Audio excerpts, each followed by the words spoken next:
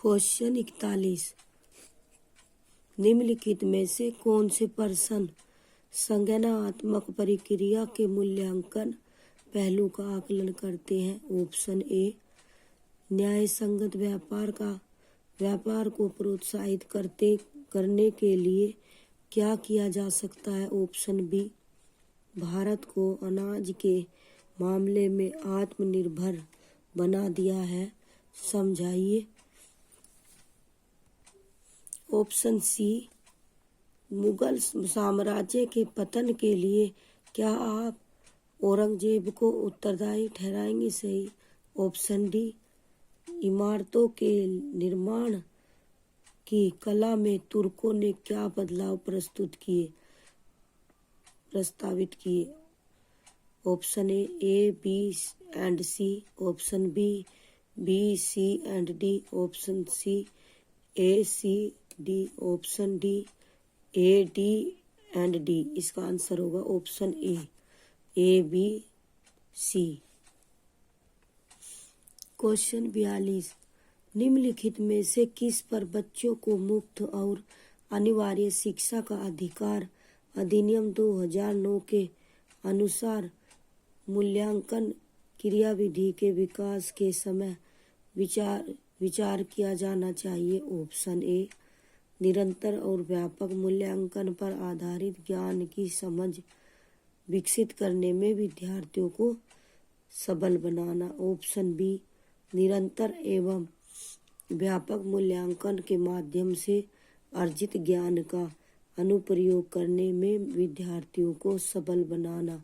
Option C, board level परीक्षाओं के संदर्भ में परीक्षा बोर्ड द्वारा प्रदान की गई निर्देशिकाओं का पालन करना।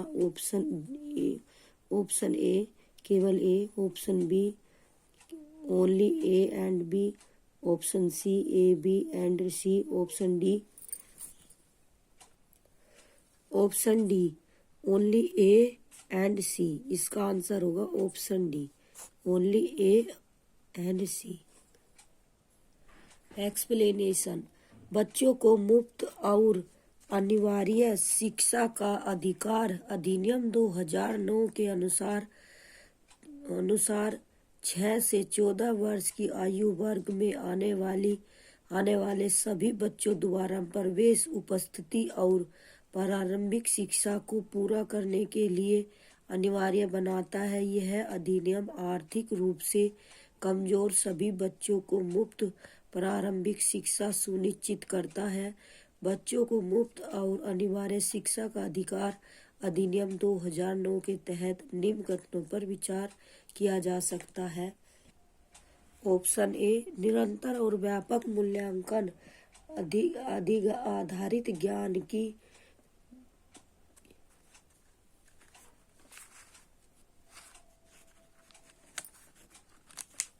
ज्ञान की समझ को विकसित करने में विद्यार्थियों को सबल बनाना। ऑप्शन बी, बोर्ड लेवल परीक्षाओं के संदर्भ में परीक्षा बोर्ड को प्रदान की गई निर्देशिकाओं का पालन करना। क्वेश्चन 43। निम्नलिखित प्रश्नों में से कौन से सामाजिक विज्ञान में विद्यार्थियों की विश्लेषणात्मक योग्यताओं को आंकने के अवसर उपलब्ध कराते हैं? ऑप्शन ए, कौन सा क्षेत्र विश्व के उद्यान के रूप में जाना जाता है और क्यों? ऑप्शन बी, कौन सा राज्य फूलों की घाटी के रूप में जाना जाता है? ऑप्शन सी, भारत में कौन सा राज्य मसालों के उत्पादन में प्रथम आता है? मसालों के उत्पादन के लिए अनुकूल भौगोलिक परिस्थितियां क्या है? ऑप्शन डी, भारत में कौन से राज्य कर्क रेखा पर स्थित है? Option A, B and C. Option B, A, only A, केवल। Option C, only A and C. Option D, only C. इसका आंसर होगा ऑप्शन ए। इसका आंसर होगा option D, only C. Question 44। निम्नलिखित में से कौन से प्रश्न संज्ञानात्मक प्रक्रिया के केवल स्मरण पहलू का आकलन करते हैं? ऑप्शन ए, बच्चों के अधिकारों की सुरक्षा हेतु भारत सरकार द्वारा कौन से 2 एक्ट पारित किए गए हैं? ऑप्शन बी, आकाशगंगा क्या है? हमारी आकाशगंगा के निकटतम कौन सी आकाशगंगा है? ऑप्शन सी, क्या आप सोचते हैं कि भारत में धर्म के संबंध में स्वतंत्रता का अधिकार सही प्रकार कार्य करता है? क्या यह भारत को एक धर्मनिरपेक्ष देश बनाता है? ऑप्शन डी, क्या संस्थाएं हो सकती है यदि राज्य सरकार और संघीय सरकार 2 भिन्न राजनीतिक पार्टियों द्वारा संचालित हो? Option A and B, option B A B and C, option C B C and D, option D A D. इसका आंसर होगा option A and B.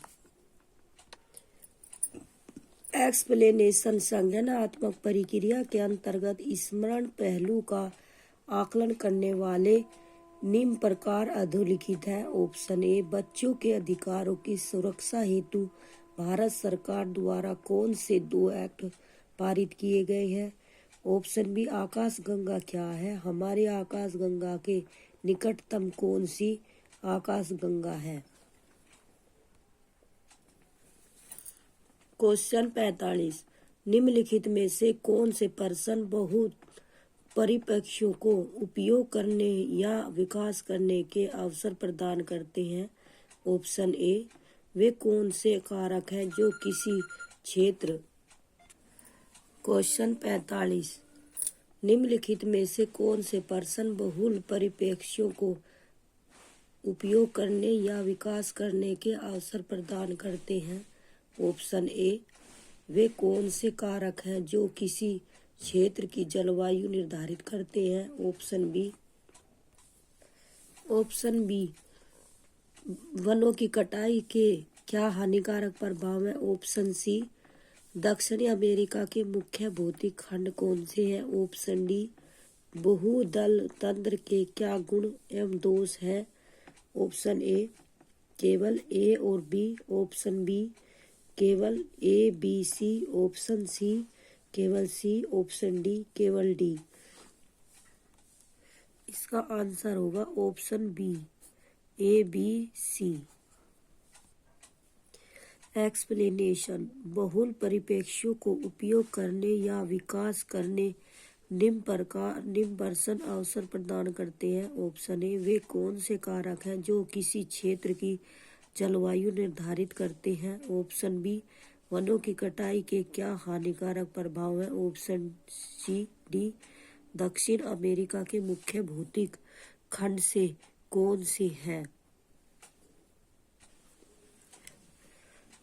Question 46। निम्नलिखित में से कौन भारत की संविधान सभा का अध्यक्ष था? Option A, C Rajagopalachari, option B, doctor Bhimrao Ambedkar, option C, doctor Rajendra Prasad, option D, Jawaharlal Nehru. इसका आंसर होगा option C, doctor Rajendra Prasad स्थायी अध्यक्ष थे। एक्सप्लेनेशन। डॉक्टर राजेंद्र प्रसाद भारत की संविधान सभा के स्थायी अध्यक्ष थे। इस सभा ने अपना कार्य 9 दिसंबर 1946 से प्रारंभ किया था। संविधान सभा के 11वें सत्र के अंतिम दिन 26 नवंबर 1949 को भारत का संविधान अपनाया गया था। श्री सच्चिदानंद सिन्हा संविधान सभा के अस्थायी अध्यक्ष निर्वाचित किए गए थे। क्वेश्चन 47। निम्नलिखित में से कौन भारत के एकमात्र भारतीय गवर्नर जनरल था? Option A, doctor Sarvepalli Radhakrishnan, option B Pattabhi Sitaramayya, option C T Krishnamachari, option D C Rajagopalachari. इसका आंसर होगा ऑप्शन डी।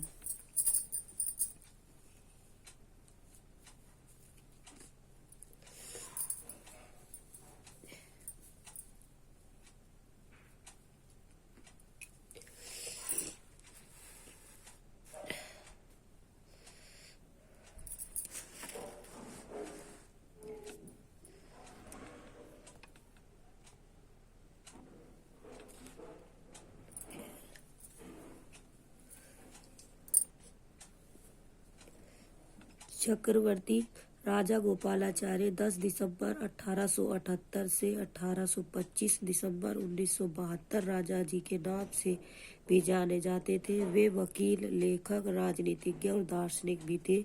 ये 1952 में मद्रास के मुख्यमंत्री बने। वे स्वतंत्र भारत के प्रथम व अंतिम भारतीय गवर्नर जनरल थे। क्वेश्चन 48, भारत का संविधान कब अपनाया गया था? 15 अगस्त 1947 को, 26 नवंबर 1947 को, ऑप्शन सी 26 नवंबर 1949 को, ऑप्शन डी 26 जनवरी 1950 को। इसका आंसर है ऑप्शन सी 26 नवंबर 1949 को। एक्सप्लेनेशन, भारत का संविधान 26 नवंबर 1949 को अपनाया गया था। इसलिए प्रतिवर्ष 26 नवंबर को संविधान दिवस के रूप में मनाया जाता था। भारत का संविधान विश्व के किसी भी गणतांत्रिक देश का सबसे लंबा लिखित संविधान है। भारत का संविधान 26 जनवरी 1950 से प्रभावी हुआ, इसलिए 26 जनवरी का दिन भारत में गणतंत्र दिवस के रूप में मनाया जाता है। क्वेश्चन 49, निम्नलिखित में से किसने भारत की रियासतों को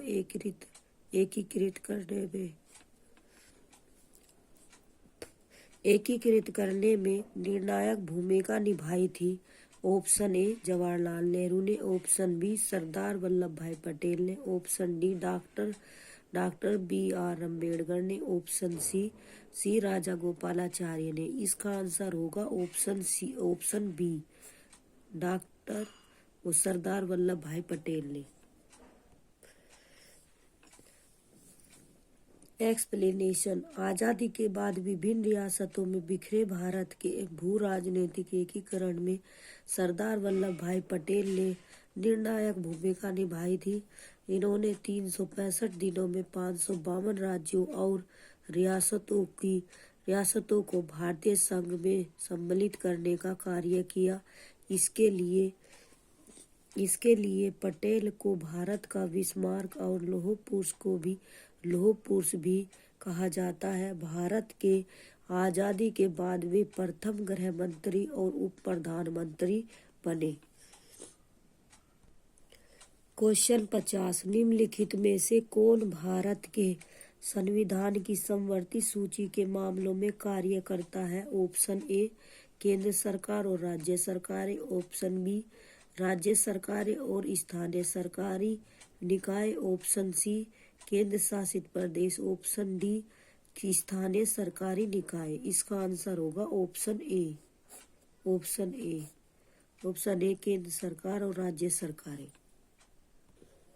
एक्सप्लेनेशन, भारत के संविधान की समवर्ती सूची में केंद्र सरकार और राज्य सरकार दोनों मिलकर काम करती है। संविधान लागू होने के समय समवर्ती सूची में 47 विषय थे, परंतु वर्तमान में इसमें 52 विषय है। समवर्ती सूची के मुख्य विषय है शिक्षा, श्रम, कल्याण, कारखाने, समाचार पत्र, वन प्रदूषण नियंत्रण आदि। भारतीय संविधान में समवर्ती सूची का प्रावधान ऑस्ट्रेलिया के संविधान से लिया गया है। क्वेश्चन 51, निम्नलिखित में से कौन भारत की संविधान सभा में मसौदा समिति के अध्यक्ष थे? Option A C Rajagopalachari, option D doctor B R. Ambedkar, option C doctor Rajendra Prasad, option D Jawaharlal Nehru. इसका आंसर होगा option B, doctor B R Ambedkar ji. Explanation. Doctor B R Ambedkar ji 29 अगस्त 1947 से 24 जनवरी 1950 तक भारत की संविधान सभा में मसौदा समिति के अध्यक्ष थे। वे स्वतंत्र भारत के प्रथम विधि एवं न्याय मंत्री थे। वे भारतीय संविधान के जनक एवं गणराज्य के निर्माता भी थे। उन्होंने मूक नायक और बहिष्कृत भारत जैसे पन्नों का प्रकाशन किया। क्वेश्चन 52। 18वीं सदी में किसके नेतृत्व में बंगाल धीरे धीरे मुगल नियंत्रण से अलग हो गया? Option A, Murshid Quli Khan. Option B, Nadir Shah. Option C, Alivardi Khan. Option D, Burhan ul Mulk. इसका आंसर होगा ऑप्शन ए।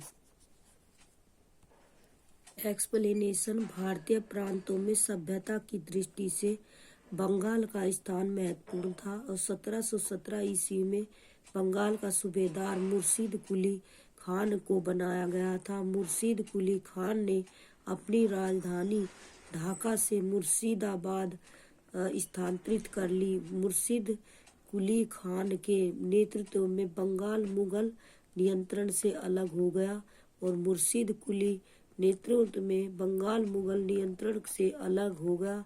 मुर्शिद कुली खान की मृत्यु के बाद उनका दामाद शुजाउद्दीन बंगाल का नवाब बना। क्वेश्चन 53। निम्नलिखित में से किस गवर्नर जनरल ने फैसला किया कि बहादुर शाह जफर आखिरी मुगल सम्राट होंगे और उनकी मृत्यु के बाद किसी भी वंशज को शासक के रूप में पहचाना नहीं जाएगा? Option A, lord Dalhousie. Option B, William Bentinck. Option C, lord Canning. Option D, lord Cornwallis. इसका आंसर होगा option C, lord Canning. Explanation. Lord Canning को चार्ल्स कैनिंग भी कहा जाता है। इनका जन्म 14 दिसंबर 1812 लंदन में हुआ और मृत्यु 17 जून 1862 को लंदन में हुई थी। ये एक कुशल राजनीतिज्ञ थे। 1857 के सिपाही विद्रोह के दौरान वे भारत के गवर्नर जनरल थे। 1858 में वे भारत के प्रथम वायसराय बने और उन्होंने ही फैसला किया कि बहादुर शाह जफर आखिरी मुगल सम्राट होंगे। उसके बाद से सम्राट नहीं राजकुमार होंगे। क्वेश्चन 54। किस गवर्नर जनरल ने अवध के ऊपर ब्रिटिश कानून आरोपित किया था? ऑप्शन ए, लॉर्ड रिपन ने। ऑप्शन बी, लॉर्ड कैनिंग ने। ऑप्शन सी, लॉर्ड डलहौजी ने। ऑप्शन डी, लॉर्ड माउंटेन ने। ऑप्शन सी, लॉर्ड डलहौजी ने। इसका आंसर होगा लॉर्ड डलहौजी ने।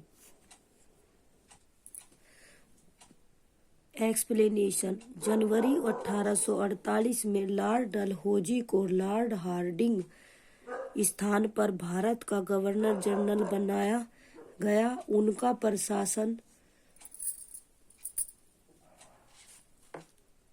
प्रशासन चलाने का तरीका साम्राज्यवाद से प्रेरित था। उनके काल में राज्य विस्तार अपने चरम पर था। लॉर्ड डलहौजी को अर्ल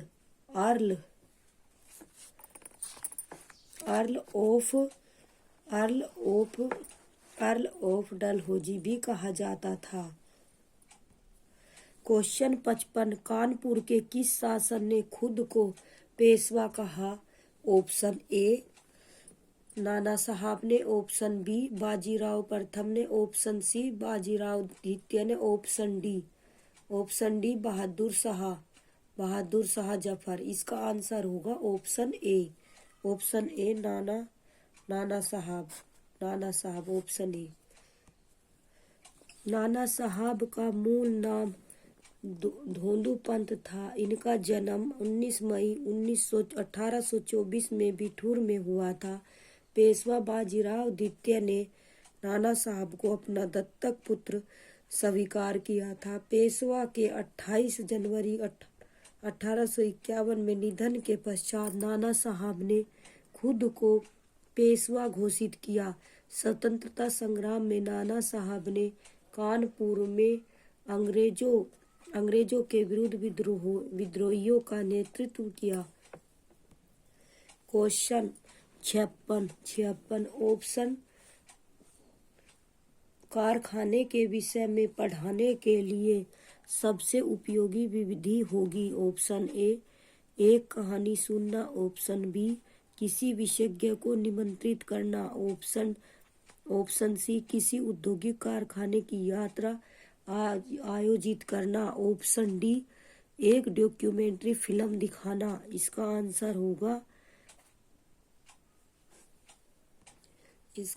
होगा ऑप्शन सी किसी औद्योगिक कारखाने की यात्रा आयोजित करना। क्वेश्चन 57 एडुसेट से क्या अभिप्राय है। ऑप्शन ए रॉकेट जिसका उपयोग मानव निर्मित उपग्रहों को कक्षा में स्थापित करने के लिए किया जाता है। ऑप्शन बी सौर मंडल में खोजा गया एक नया ग्रह। ऑप्शन सी एक क्षुद्र ग्रह जो मंगल और बृहस्पति की कक्षाओं के बीच पाया जाता है। ऑप्शन डी एक मानव निर्मित भारतीय उपग्रह है। इसका आंसर होगा ऑप्शन डी एक मानव निर्मित भारतीय उपग्रह है। एक्सप्लेनेशन GSAT-3 भारतीय अंतरिक्ष संगठन द्वारा 20 सितंबर 2004 में स्थापित एक कृत्रिम उपग्रह है जिसे एडुसेट के नाम से भी जाना जाता है। इसका प्रक्षेपण शिक्षण सेवा प्रदान करने के उद्देश्य से किया गया है। यह पहला समर्पित शिक्षा उपग्रह है। क्वेश्चन 58 पंचवाणी और बीजक में निम्नलिखित में से किस महान हस्ती के छंद और विचारों को संरक्षित किया गया है। Option A Mirabai. Option B Kabir. Option C Guru Nanak. Option D Ravidas. Question 59 Ellora की गुफा का भित्ति चित्र जिसमें विष्णु को नरसिंह अर्थात पुरुष सिंह के रूप में दिखाया गया है किस काल की कीर्ति है। ऑप्शन ए गुर्जर प्रतिहार काल की। ऑप्शन बी राष्ट्रकूट काल की। ऑप्शन सी चालुक्य काल की। ऑप्शन डी गुप्त काल की। इसका आंसर होगा ऑप्शन बी राष्ट्रकूट काल की। एक्सप्लेनेशन एलोरा की गुफा भित्ति चित्र में विष्णु को नरसिंह अवतार में दिखाया गया है। राष्ट्रकूट काल में कई राजा अध्ययन और कला कैलाशनाथ मंदिर का निर्माण किया गया। इसके अलावा एलोरा की गुफा में भित्ति चित्र एलिफेंटा की गुफाओं में मूर्तिकला आदि का भी निर्माण कराया। यह सभी यूनेस्को की वर्ल्ड हेरिटेज साइट में भी शामिल है। क्वेश्चन 60 निम्नलिखित में से कौन सा संगठन उपनिषद में आस्था रखता है। Option A Brahmo Samaj. Option B Ramakrishna mission. Option C Satya Shodhak समाज। ऑप्शन डी सेवा समाज। इसका आंसर होगा ऑप्शन ए ब्रह्म समाज।